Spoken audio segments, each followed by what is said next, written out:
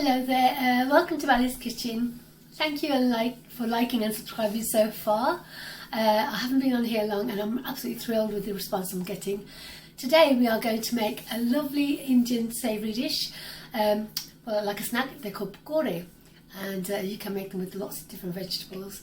So here we go. So these are the ingredients I'm using today. Potatoes, onions which I'm going to slice, potatoes which I'm going to slice thinly, green chilies, a can of chopped tomatoes, a whole packet of fresh spinach. I'm choosing to use a cauliflower today, very small with little diced bits.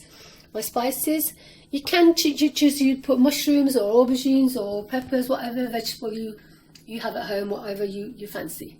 So here we go. I don't dice my onions, I slice them like so.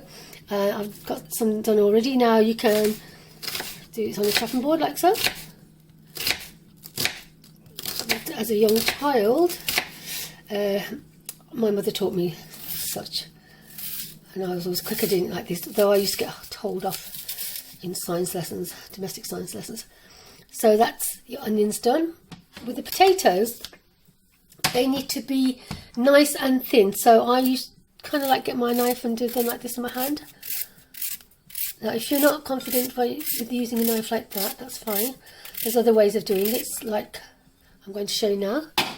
You can actually put it on your chopping board and try to slice as thinly as possible. And the other way I found quite good and quite easy to do is to use the side of a grater and use go like this, and they come out quite good actually.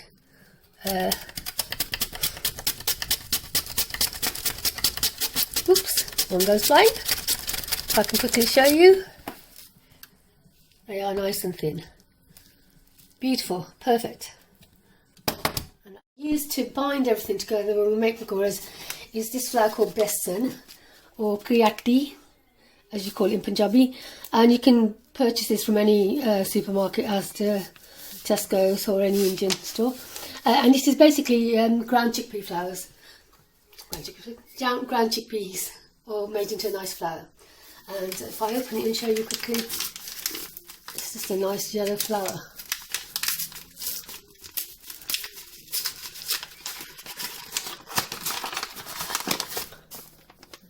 It looks like that. So because I've got everything prepared, the first thing I pop in is my onions, and I've got about 2½ onions there. This mixture should make about 30 pakoras. I've got 3 potatoes, peeled, sliced. Put those in. It will make up to 30 to 40, quite a lot.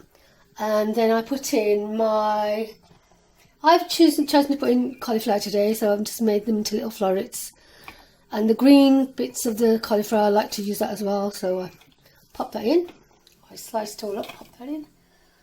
And then I put in a can of chopped tomatoes, believe it or not.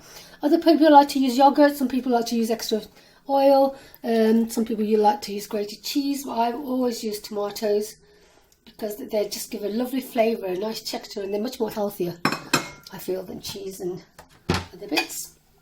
Right. I've diced up about 4 chilies. Again, choose to put in as much as you wish to. I've got red and green chilies, which I'm just going to add. This bit is quite easy. And then I'm going to add my spices. And for this amount of pakoras, I'm going to add 1 level teaspoon of salt. You need that little bit of extra salt because there's a lot going on there, and you've got lots of flour to be absorbed.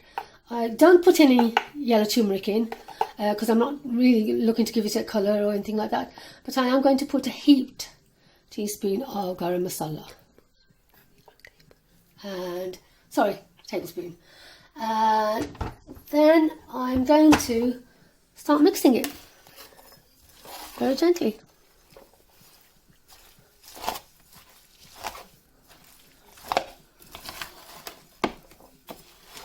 The smells are already so beautiful, and the spices and the tomatoes. Okay, because I want to use my hands whilst I'm mixing, I just want to give them a quick wash before I start working on the pakora mixture. Okay, so I'm going to start mixing now with my hands, and despite using that 1 can of tomatoes, the mixture isn't too wet or sloppy, and I've got to yet add my spinach. So I'm going to start adding my spinach, and I'm going to add a tad of water. That's all. In goes my spinach.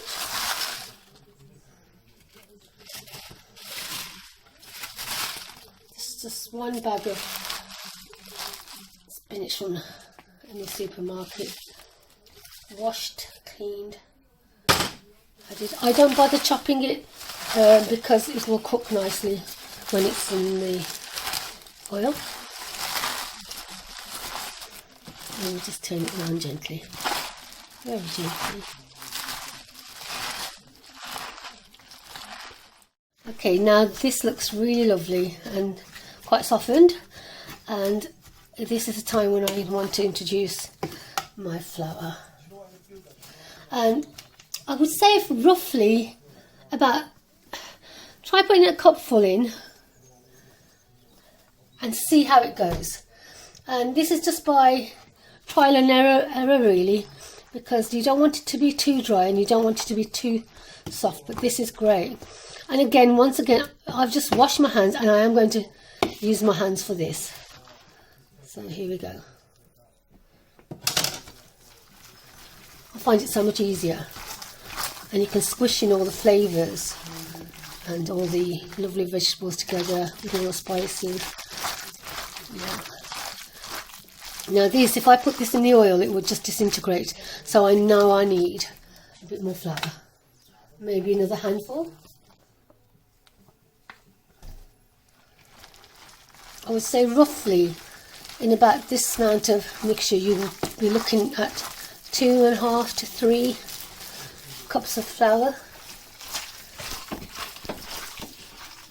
And it's beginning to thicken and look really nice.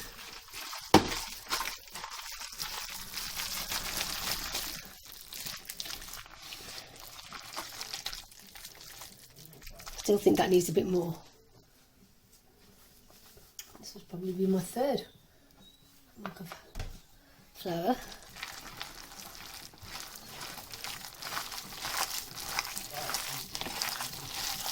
And that's beginning to look more like it. If you feel you've put too much flour in, it's really, you can always add a little bit more water to soften it.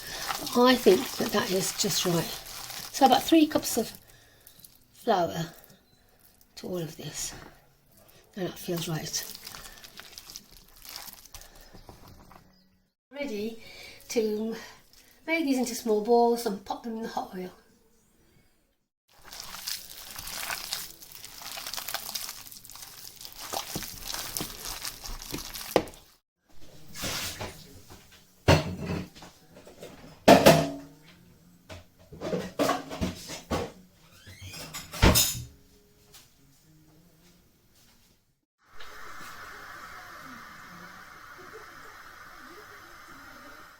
Okay, I've got my mixture over to the gas, where I've got my pot of hot oil getting ready. We call this pot karahi in Punjabi, and we do a lot of frying in here. So the oil is hot, and just to test if it's ready to put your mixture in, I would just take a little slice of potato, pop it in, and if it rises to the top,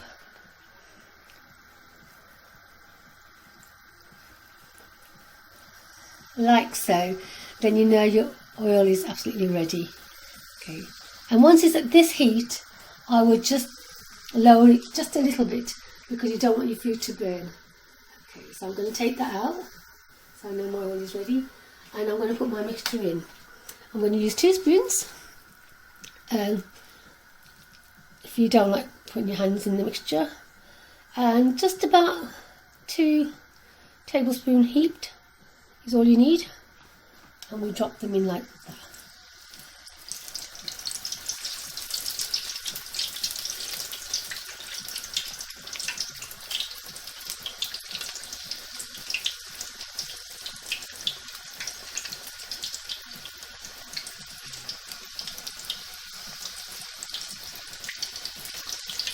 I would put in about, in this size karahi, I would put in about 8 or 9 pakoras to cook.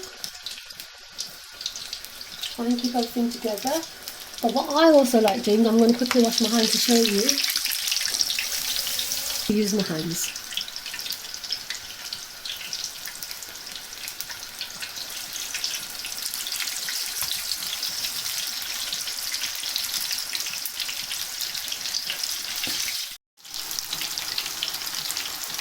The colours are absolutely gorgeous, and I think that's it. Wash my hands.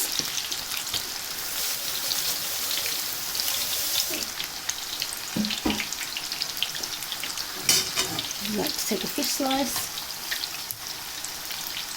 and turn them around.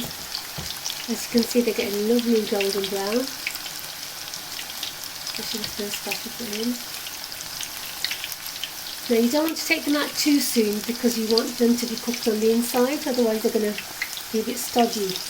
And that's why you don't want the heat too hot, because it will burn them on the outside and they'll be just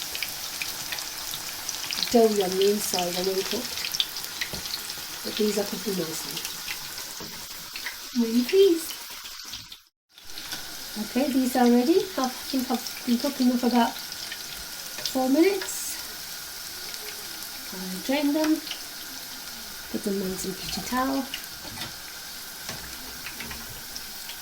and they're a lovely snack to have in the winter, barbecues, summer, anytime really. They're lovely when they're quite hot.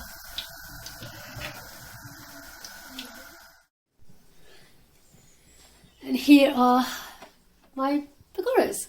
I'm going to try one myself because they smell so delicious and I can't wait. And today I'm serving them with a lovely yogurt and mint chutney which I made, and beautiful. And a gorgeous salad. Perfect. I wish I could send them to you. My pakoras. Have a go at making and do enjoy.